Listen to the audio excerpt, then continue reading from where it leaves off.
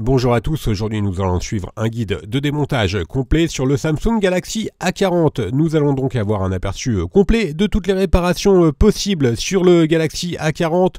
Pour réaliser ce guide de démontage, nous nous sommes aidés du patron universel d'aide au montage. Il vous sera offert pour toute commande de pièces détachées sur notre site internet. Et nous avons également utilisé le kit d'outils numéro 1. Vous le retrouverez en vente sur notre site en scannant le code QR. Vous retrouverez également les kits de réparation qui comprennent les pièces détachées, le kit d'outils et également les stickers de batterie, le patron adhésif et le liquide e-remover pour réaliser toutes les réparations sur le A40. N'oubliez pas qu'en commandant des pièces sur notre site internet, vous bénéficiez d'une assistance technique gratuite par chat, par téléphone et également par mail, et vous bénéficiez également de 10% de remise avec le code YouTube. Nous avons attribué une note de réparabilité de 14 sur 20 sur le A40. C'est une note qui est assez bonne. La vitre arrière, l'écran et la batterie sont relativement faciles à remplacer.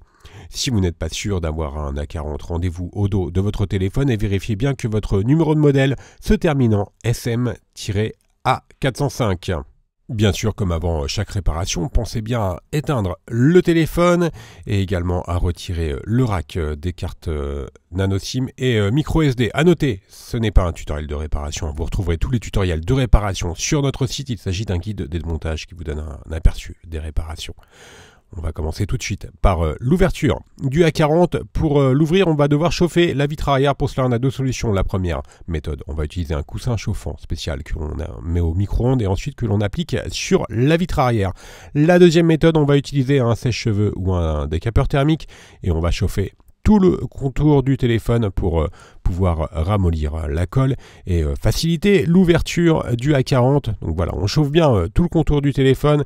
Une fois qu'on a correctement chauffé le contour du téléphone, on va tout simplement insérer le médiator en métal entre la vitre arrière et le châssis. Pour faciliter l'insertion du médiator, on peut s'aider de la ventouse que l'on applique sur la vitre arrière. On va tirer et ensuite on insère le médiator en métal pour créer le point d'insertion. Une fois que l'on a créé le point d'insertion, on vient remplacer le médiator en métal par deux médiators en plastique. Et ensuite, il ne nous restera plus qu'à faire glisser les deux médiators en plastique sur tout le contour de la vitre arrière pour décoller celle-ci. Alors sur le A40, la vitre arrière, elle est relativement facile à retirer. Les adhésifs font juste le contour de la vitre arrière. Mais néanmoins, si vous voyez qu'il y a certains points qui vous résistent un petit peu, n'hésitez pas à réchauffer la partie concernée.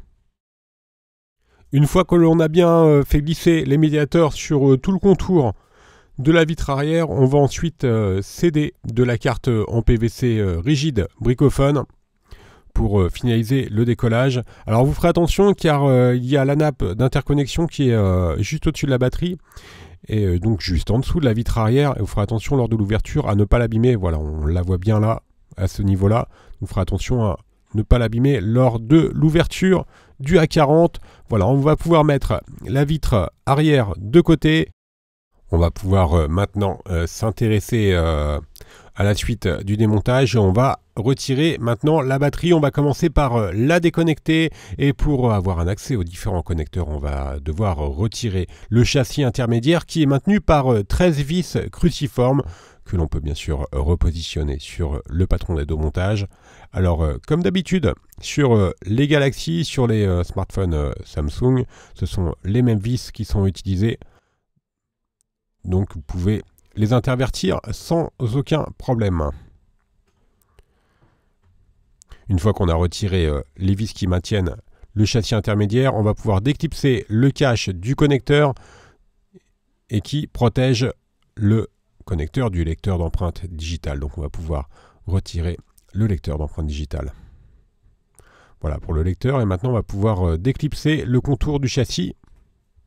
Alors il s'agit du châssis intermédiaire qui comprend notamment des antennes sur la partie basse du châssis. On le met de côté et on a un accès direct aux différents connecteurs et notamment celui de la batterie qui est à droite et que l'on va pouvoir déconnecter.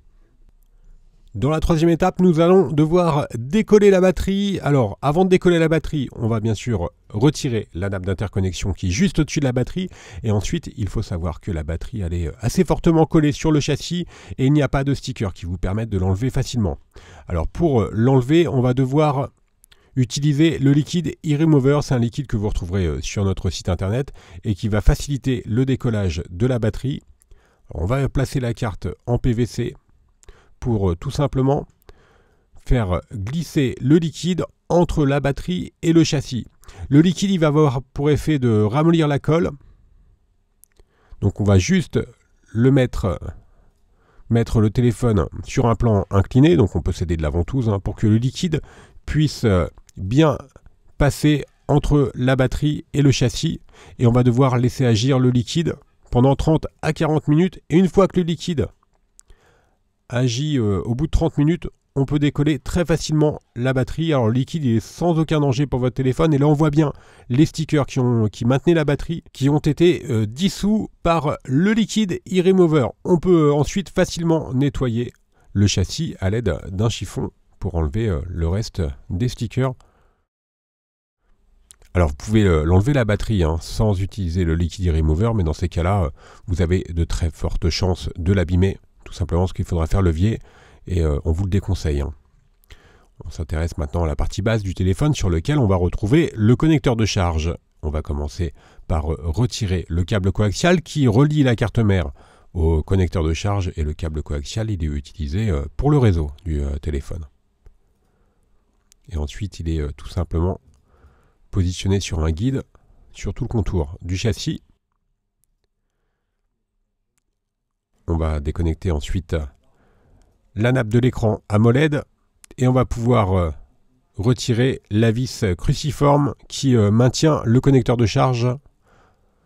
Et ensuite on retire simplement le connecteur de charge qui comprend également la prise jack. On s'intéresse aux caméras.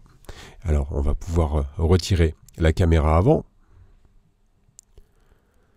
Et ensuite, pour retirer la caméra arrière, on va devoir bien sûr retirer la carte mère. Le connecteur étant situé au dos de la carte mère, on retire la vis noire qui maintient la carte mère. On peut ensuite tout simplement soulever et retirer la carte.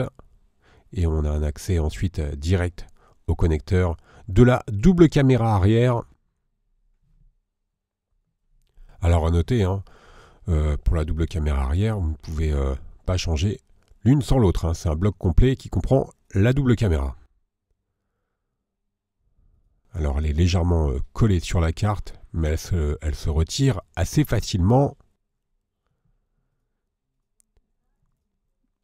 Nous allons maintenant voir le haut-parleur interne qui est situé juste à droite de la caméra avant, du trou de la caméra avant, qui lui est utilisé en mode communication pour entendre vos correspondants. Il est également légèrement collé sur le châssis. Et enfin, sur le châssis du téléphone, il reste le vibreur. Voilà, c'est la pièce ronde. Et on va tout simplement pouvoir la décoller à l'aide de la pincette. Il nous reste juste le haut-parleur externe, donc qui est utilisé en mode musique par exemple. Et lui, il est situé sur le châssis intermédiaire. Donc on peut le décoller relativement facilement également avec la pincette. Il s'agit d'un bloc écran, donc on n'a pas à décoller l'écran si vous devez changer votre écran ou changer le bloc complet d'origine. Voilà, vous avez un aperçu complet de toutes les réparations possibles sur le A40. Les réparations sont quand même relativement facilement accessibles. Vous retrouverez bien sûr sur notre site internet tous les produits pour le A40. N'oubliez pas que l'on reste disponible par mail, par chat et également par téléphone et que vous bénéficiez de 10% de remise avec le code YouTube. Merci à tous d'avoir suivi ce guide de démontage et à bientôt pour de nouvelles vidéos.